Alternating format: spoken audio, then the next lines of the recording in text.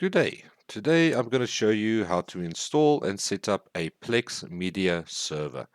Now, what is Plex? Plex is a home streaming service.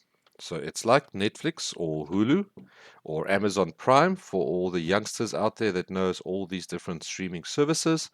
But it's a streaming service that you can install at your own house to stream your own media.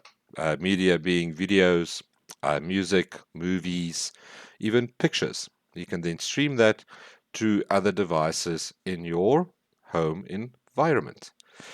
If you need to go to the Plex website itself to download its environment, so all you have to do is just search for Plex on your favorite web browser, and you will find that there is an actual website that you can go to where you can download both the Plex software for the server and the Plex software for the client devices that you are going to be streaming to. Now, the client comes on Windows, it comes on Android, on iOS. The server software can also be installed on Windows or Linux or Macintosh computers. So your options are wide open. So I have already downloaded the Plex Media Server software. So I'll just show you how the installation will look like. It's actually very simple and very quick. You come up with the Plex Media Server welcome screen where you can just click on install and Plex Media Server will start installing.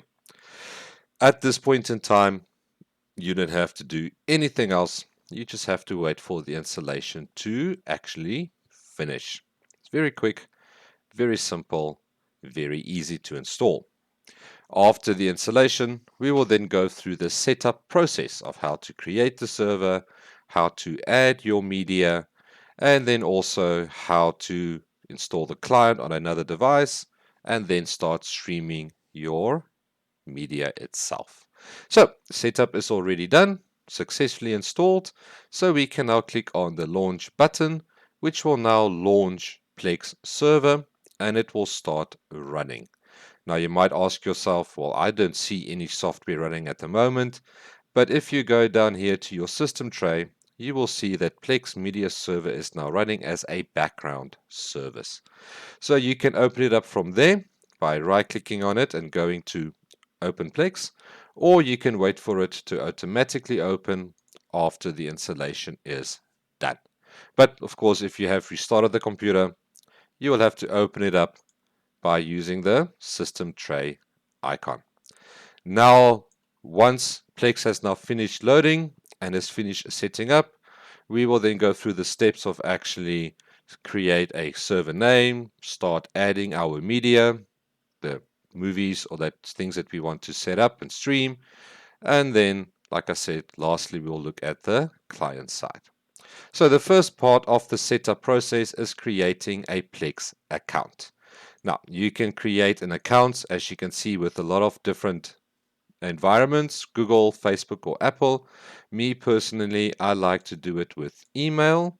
So we'll create an email. And of course, we are not signing in, but we are actually signing up with an email account. So we will click up with sign up with email, and we will then type in your email address. Now, of course, this can be any address or any email account that you have. It doesn't have to be a Gmail account. It can be Outlook, can be Yahoo. It can be anything that you want. And you also need to provide a password for your account. Once you've added those details, you can say create an account, and Plex will then create the account for you. The first little screen that you'll see after you have created your account is just a quick introduction of how Plex actually works. It's just telling you, like I've already told you, that it is a media streaming service that allows you to organize and stream your music, your movies, your videos, your pictures to any type of device that is connected to your home network. So we'll say, got it. Then they talk a little bit about Plex Pass. Plex Pass is a added optional part of Plex where you get a lot more detailed settings that you can set up, like setting up parental control or allowing you to download media onto your devices if you want to take them out in the field. You can have live TV, all of these different extra little settings.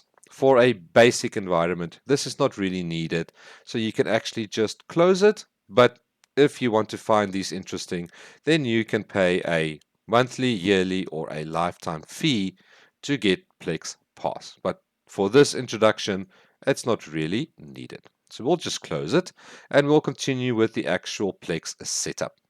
So the first thing that we have to do with the Plex setup is we have to give our server a name. So we can of course call it whatever we want. I'm just going to call it Plex ITA Server Test. You will give it a much more meaningful name or any name that you want. Then you have a little checkbox that you need to please be aware of. This will allow you to access your media outside of your house. If you have a broadband internet connection, you can then actually stream your Plex media when you're out shopping or when you're at the beach, anywhere that you have an internet connection. You don't have to use it, but please keep it on because it will also allow you to create your rules and your regulations in Windows to allow that type of data to pass in or out. So we're going to leave it ticked and we're going to click on next. And then the second screen that we're going to get now is where we have to start setting up our media, meaning our libraries. It's a good idea to actually start organizing your media before you install Plex. So try and put all your movies in a single location, organize your music with names, artists, year that they were released, your pictures, start renaming them. Also, if you have the time with movies, start maybe organizing them in different subjects or different genres. Make sure again that they are named correctly of what movie it is. This will just make it a lot easier for both Plex and you to actually find the actual media that you want to view by just searching for a name, and you don't have to scroll through hundreds of things. So by default, Plex creates a music library and a photo library for you. You can delete them by just clicking on the little crosses next to them and making sure that yes, you want to delete them. I suggest maybe that you do this and start creating your own libraries from scratch. And the way that you do that is by clicking on Add Library. Select the type of media that you want to consume in that library. Are they movies? Are they TV shows? Music? Photos? I'm going to say other video for this point in time. It just makes it a little bit easier for this specific test. And I'm going to give it a name. So you will call this library Home Movies or Marvel movies if you want to be so specific, or you can just call it movies and put all of your movies in there, or you can organize them whichever way you want. You can also choose what language you want to actually view this in. Of course, if you keep it on none, it will take the default language of your operating system, which most of the cases will be in United States English language. So once we give it a name, we just click on the next button, and now we have to tell Plex where is our media located, on what folder, what location. It can be an external drive, it can be on the device itself, on an internal hard drive, it can be on memory sticks. It doesn't matter. You just need to tell it where to go and look for that media. So for us, I've put my media in the videos folder. So we'll go to videos, and you can see there I have a folder called Plex Test that has some videos that I've done over the last couple of months inside them already.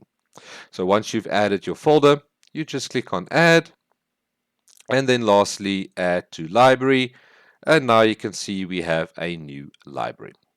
If I wanted to add music, I would click on Add Library. So I want to add music as a library. Browse for where my music will normally be located, in what folder, in what environment. Select that folder, click on Add Library, and now you can start adding your libraries as many as you want. There is really no limit. Once you're happy with all the libraries that you've added, you can then click on the next button. Then Plex tells you that cool, your server setup is 99% done. Now you can go and download the Plex desktop app, or the app for Android, or the app for iOS, for your client devices, or the devices that you are going to be viewing your streams or your media from. You can click on the little Get Plex Apps button, and this will then take you to a separate, again, to the Plex website, where you can then go and download the specific version of the software that you are looking for. I've already downloaded the client software on my client computer, so I'm not really going to go through those steps any as well. Once you're all happy, you can click on Done, and Plex will now start doing the final environments. The first thing it tells you is what are the default categories, or the default sources, as they call it, that will be displayed. Movies and TV, web shows, news, podcasts, and music. You can deselect any one of them, or you can deselect all of them and manually add your own libraries. Now, I'm just going to keep one or two of them on, just so that you guys can see how it actually looks like. And once I'm happy, I'll just click on Finish Setup, and now Plex server will actually load, and it will start setting up. This is what we call the home screen of Plex. Like Netflix and Hulu and Amazon Prime, Plex actually has its own streaming videos or movies that you can view from Plex itself without going any further, without adding your own environments, your own libraries, or anything like that. They already have some set videos, some set movies, some set TV series that you can also watch. But of course, that's not really the reason that we are here. Hey, we're here to add our own environments. And the way that you will do that is that if you go down here on the left-hand side to the More button, you will then see your own server name called Plex itaserver.test. And if I select that server, you can see at the moment we're getting an error. You most likely will get this the first time you do this anyway. And the reason for that is that Plex now actually has to scan through all that media that you've added. It needs to start categorizing them. It even goes and tries to download backgrounds and logos and box art and all of that to make it pretty and beautiful when you're actually viewing your environment. So this might take a couple of seconds to a couple of minutes to maybe even a couple of hours, depending on how much you are actually adding. What you can do to see when it is done is you can just refresh your web page, and that will then show you how far Plex have actually added and organized your libraries. Now you can see that all of a sudden, now I have some extra little things here called recently added videos.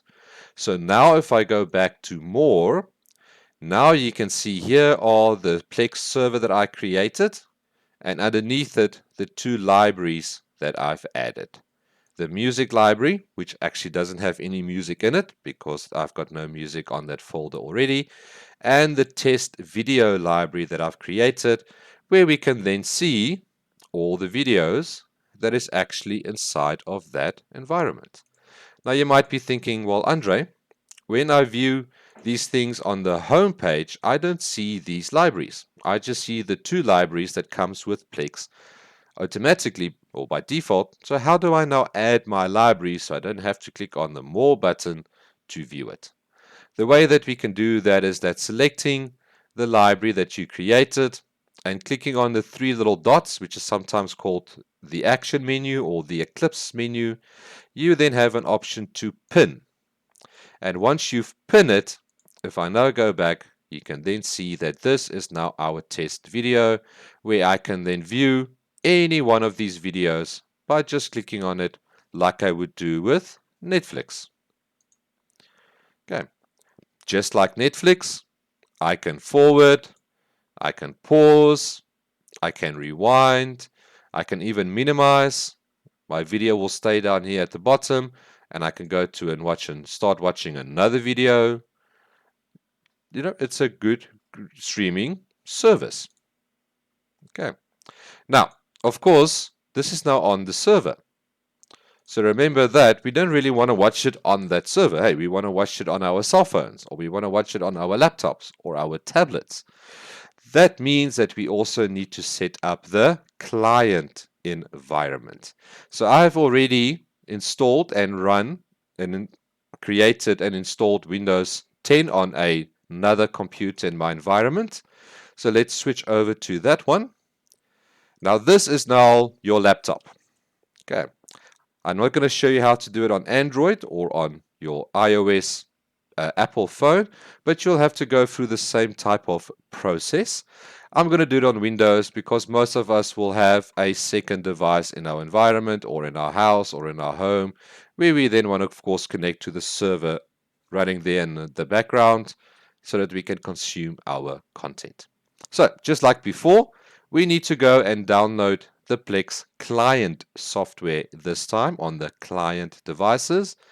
And just like on the server side, we actually have to install it. This takes a couple of seconds longer. Of course, it also depends on how fast your actual device is. But it's got the very basic installation wizard that if you installed any application, you know that you just have to select the default settings, next, and install, and Plex will then install in the background. Once the installation is complete, you will get this little screen completing the Plex setup where you can run Plex straight away. Let's leave it off for now, and you can click on Finish. Once we've clicked on Finish, now we actually have Plex installed as an application under Windows. So unlike the Plex server software, this does not run in the background. It does not run in a web browser. The Plex client software is software that you run only when you want to view it, and it's an actual application on your computer or on your cell phone that you have to start up whenever you want to use it. So we'll just wait for Plex to start. The first time that you start it does take a couple of seconds to load because it's doing some installations and some configuration changes in the background. Okay. So here we can see Plex has now started and is opened up, and it looks very familiar. This looks exactly like the Plex server software that we've just seen. But as you might have noticed, we don't have any of our Plex server that I installed. It again only has all the default TV shows, web shows, and news that comes with Plex already. So the thing that we have to do now is we actually now have to sign in to our Plex account. And we do that to go up here right at the top where we have sign in. So we click on that little button and we'll click again on the sign in button over there. This will open up a web page. Plex always runs in the background when it connects to the internet. It doesn't connect to the internet 24/7 or the whole time you use it. It's only when you're logging in and logging out, you'll have to connect to the internet itself. So you have the same options depending with what account you created. Of course, we created with an email account. So we'll just type in the exact same email address again that we used on the previous one, which was ITCA Plex server test2@gmail.com. And of course, we will type in the exact same password. And then we can click on sign in. You can have Windows remember this for you or not, your choice. But once it's added, you can then actually close the web browser environment, Chrome, Firefox, or whatever you're using. And then you can see now we actually have Plex running on our environment. Now again, you might be asking yourself, well, Andre, I don't actually see my Plex server or my libraries, so how do I view those? What you'll have to do for the first time is you'll have to go down here to the More button on the left-hand side of the screen, where you can then see the Plex server that you have installed. If you have more than one Plex server in your environment, you will have multiple servers that you can choose from here on the left, but you will see there is my music library and there is my test video library. We can do the same thing by going to the action menu.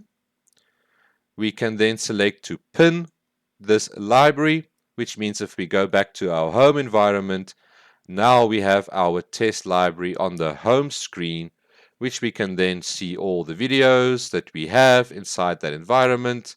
We can then, of course, select any one of these videos. As you can see even here, we can actually even continue watching a video that we started on the server. So again, just like from Netflix, you can start watching something on one device, pause it, go to another device, log in with Plex, and then resume that video on that new device. So it's very flexible, very easy to use, very easy to set up. Same procedure will go for the iOS environment or for the Android environment. You'll have to go to the App Store or the Google Play Store, download the Plex app, sign in with the same account, pin your libraries to the home screen, and then you will be able to watch and stream all the media content that you have put on your server. The nice thing about the Plex server as well is you can always add more devices, add more media, more movies, more videos, more music, more pictures, and Plex will automatically scan those new things, update the libraries, or you can create new libraries to add those new media into it. So, hopefully that is a nice, easy way for you to set up Plex at home and get some media streaming for yourself. Um, Nice little tool. We use it actually at the college itself for catching up for students that were sick or students that couldn't be able to attend class. They can come into the college and they can view the lectures that were recorded and they can use that to catch up on the work and they don't have to actually do it themselves. They can actually just watch me or any one of our lecturers lecture the course, see any different lecture, or even the guys that were there, if they needed a bit more understanding or they didn't really catch it the first time around, they can always go back and re-watch that lecture or that specific section that we covered.